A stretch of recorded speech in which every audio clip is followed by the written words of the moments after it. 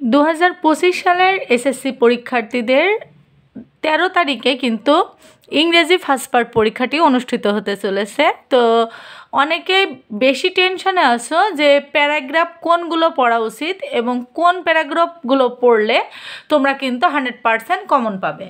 তো এখানে যে বিষয়টা সেটা হচ্ছে তোমরা কিন্তু রিটেন সাইডে সবথেকে ভালো নাম্বার অ্যাচিভ করতে পারো, কারণ এই সাইডে অনেক দেখা যাচ্ছে সিন প্যাসেজ, আনসিন প্যাসেজ, তারপরে ট্রেবিল বা বিভিন্ন যে আইটেমগুলো থাকে সেগুলো কিন্তু অনেক সময় কমন পড়ে, আবার অনেক সময় কমন পড়ে না। কিন্তু যাদের প্রিপারেশনটা একটু মোটামুটি আছে বা খুব বেশি একটা না, ইংলিশ নিয়ে অনেক ভয়ে আছে, তারা কিন্তু একমাত্র ভালো রেজাল্ট করতে পারো রিটেন সাইড থেকে। রিটেন সাইড বলতে প্যারাগ্রাফ, কমপ্লিটিং স্টোরি, তারপরে লেটার, আবার রিয়ারেন্স বা বিভিন্ন ধরনের যে ইমেল আছে, যে বিষয়গুলো আছে, ডায়লগ, এইগুলো থেকেই কিন্তু তোমরা নাম্বারটা অ্যাচিভ করতে পারো বা পাস নাম্বারটাও ওঠাতে পারবে। এবং এই রিটেন সাইডটা যদি তুমি ভালো করো, অনায়াসেই কিন্তু তুমি ইংলিশে A+ও পেয়ে যেতে পারো। তো এখান থেকে আমি তোমাদেরকে বলি যে মাত্র 7টা প্যারাগ্রাফ পড়লে কিন্তু তোমরা যে বোর্ডেই পরীক্ষা দাও না কেন 100% তুমি কমন পেতে পারো এখান থেকে।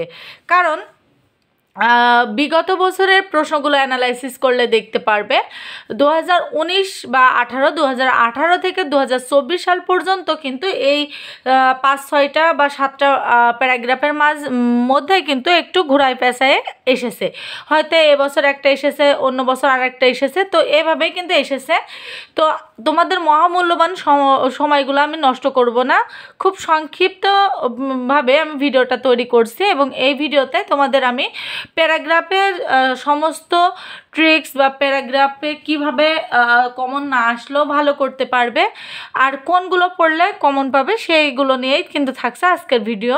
তো ভিডিওটি সম্পূর্ণ দেখার জন্য অনুরোধ জানাচ্ছি, কারণ টেনে টেনে দেখলে তোমরা কিছু বুঝতে পারবে না। প্রথমত হচ্ছে এই 7টা প্যারাগ্রাফ আমি দিয়েছি, এই 7টা প্যারাগ্রাফ পড়লে কিন্তু তোমরা 100% ভাবে এখান থেকেই কমন পেয়ে যাবে।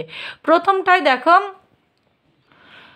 বুক ফেয়ার দেওয়া আছে, তারপরে রেনি ডে আছে, প্রাইস হেকেল আছে, আওয়ার ন্যাশনাল ফ্ল্যাগ, লোডশেডিং, তারপরে ট্রাফিক জ্যাম, আর সর্বশেষ যেটা হচ্ছে এই স্কুল ম্যাগাজিন বা লাইব্রেরি।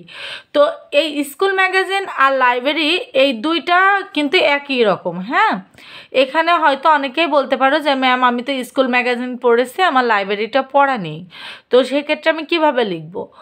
এখানে একটা কথা তোমরা মাথায় রাখবে, এই স্কুল ম্যাগাজিন যে পারে সে কিন্তু লাইব্রেরিটাও পারবে। তো কিছু কিছু ক্ষেত্রে কিন্তু স্যারেরা একটা ট্রিক ফলো করে, যেমন ধরো যদি তোমাদের পরীক্ষাটা শীতকালে হতো তখন কিন্তু এই উইন্টার মর্নিংটা ভেরি ইম্পর্টেন্ট ছিল, কিন্তু যেহেতু গরমের সময় হবে পরীক্ষাটা আর বেশ কিছু জায়গায় কিন্তু বৃষ্টি পড়ছে, তো এই জায়গায় খুব ইম্পর্টেন্ট হচ্ছে এই রেনি ডে বা লোডশেডিং, কারণ গরমের সময় খুব কারেন্ট চলে যায় বা বিদ্যুৎ সংকটের দেখা দেয়, এই জিনিসগুলো কিন্তু বেশি ইম্পর্টেন্ট। আবার ট্রাফিক জ্যামটাও খুব ইম্পর্টেন্ট, তারপর আবার ন্যাশনাল ফ্ল্যাগ, এটা মাস্ট বি পড়ে যাবে। তো এই বিষয়গুলো যদি তোমরা একটু কষ্ট করে পড়ে যাও তাহলে কিন্তু প্যারাগ্রাফে তুমি ফুল মার্কসটা পাবে। এখন হচ্ছে ম্যাম আমার যদি এই 7টা থেকেও যদি কমন না আসে তখন আমি কি করব? প্রথমত আশা করা যায় এই 7টার ভিতরে কমন পেয়ে যাবে। দ্বিতীয় যে কথাটা সেটা হচ্ছে যদি কোনো জায়গায় ভুলবশত কমন না আসে, এটা হচ্ছে ভুলবশত যদি কমন না আসে তখন কি করবে? তখন যে কোনোভাবে কিন্তু লিখে আসতে হবে, কোনোভাবেই কিন্তু তোমরা খাতা সাদা রেখে আসতে পারবে না, কারণ সাদা খাতা রেখে আসলে তোমরা নাম্বারটা পাবে না। প্রথম যে কাজটা করবে সেটা হচ্ছে তোমাদের ধরো আসলো একটা, যেমন ধরো ডিফরেস্টেশন আসলো বা কোভিড-19 আসলো, এটা ধরো তোমরা পড়োনি, তো তখন কি করবা? এইটা নিয়ে 2-1 লাইন জাস্ট কষ্ট করে একটু পড়বা, মানে খুব সুন্দরভাবে কিছু লিখতে হবে না, মানে খুব সিম্পল ওয়ার্ড দিয়ে তোমরা 2-1 লাইন লিখবা। লেখার পরে ওখানে যে তোমাদের প্রশ্ন থাকে, প্রশ্নে যে সিন প্যাসেজ বা আনসিন প্যাসেজটা থাকে সেখান থেকে বেশ কিছু লাইন উঠিয়ে দিবা। দেওয়ার পরে তারপর কিন্তু আবার ওই প্যাসেজটা মানে তোমার যে প্যারাগ্রাফটা এসেছে সেখান থেকে তুমি 2-1 লাইন নিজে আবার লিখে দিবা। দেওয়ার পরে তুমি সর্বোচ্চ বা সর্বনিম্ন 2 পেজ লেখার চেষ্টা করবা। যদি কোনোভাবেই না হয় তারপরেও কিন্তু 1 পেজ যে কোনোভাবে কষ্ট করে লেখার চেষ্টা করবা। কারণ অনেকে আসো ইংলিশটা কোনোভাবেই লেখো না, না লিখে চলে আসো।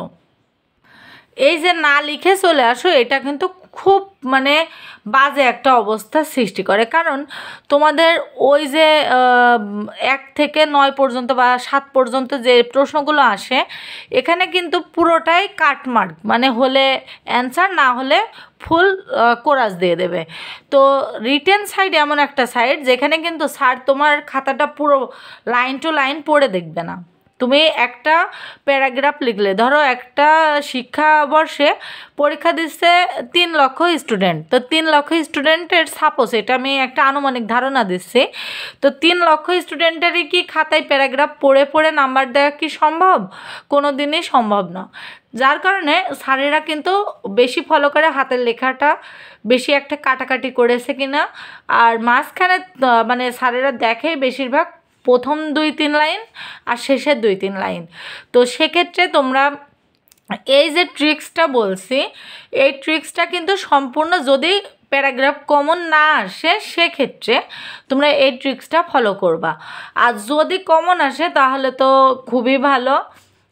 এইগুলো যদি তোমরা পড়ো 100% কমন আসবে, এটা আমি নিশ্চয়তা দিতে পারি। যদি কমন না আসে সেক্ষেত্রে এই ভিডিওর কমেন্ট বক্সে এসে তোমরা কমেন্ট করে যাবে। আর যদি কমন আসে তাহলে তো কোনো কথাই নেই। আশা করি তোমাদের পরীক্ষাটি ভালো হবে। আর যদি তোমরা কমপ্লিটিং স্টোরি বা ডায়লগ বা লেটার, ইমেল এগুলো পেতে চাও অবশ্যই কিন্তু কমেন্ট করে জানিও। আমি তোমাদের এই ভিডিওর পরে কিন্তু সেই ধরনের টপিকস নিয়ে ভিডিও মেক করে আবার আপলোড করব। তোমাদের পরীক্ষা সর্বোচ্চ ভালো হওয়ার জন্য আমরা আমাদের দিক থেকে সর্বোচ্চ চেষ্টা করব। আমাদের ভিডিওগুলো যদি তোমাদের উপকারে আসে অবশ্যই কমেন্ট করে জানিও। আর ভিডিওতে অবশ্যই একটি লাইক, কমেন্ট, শেয়ার করে দিও। আজকের ভিডিওতে যারা নতুন আসছো তারা কিন্তু অবশ্যই চ্যানেলটাকে সাবস্ক্রাইব করে দিও।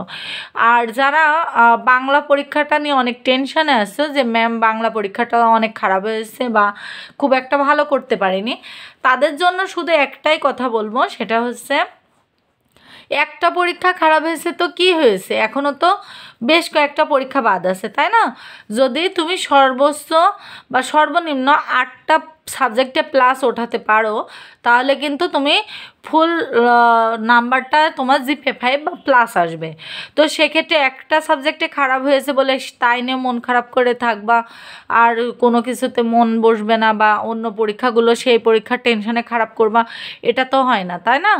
তোমরা ইংলিশটা ভালো করো, এখনও বাংলা সেকেন্ড পার্ট আছে, জেনারেল ম্যাথ আছে, গ্রুপিং সাবজেক্টগুলো আছে, তো এইগুলো ভালো করলেই তো ভালো রেজাল্ট চলে আসে, তাই না? আশা করি তোমরা আমাদের অ্যাডভাইসগুলো কাজে লাগিয়ে সামনে এগিয়ে যাবে। ধন্যবাদ সকলকে।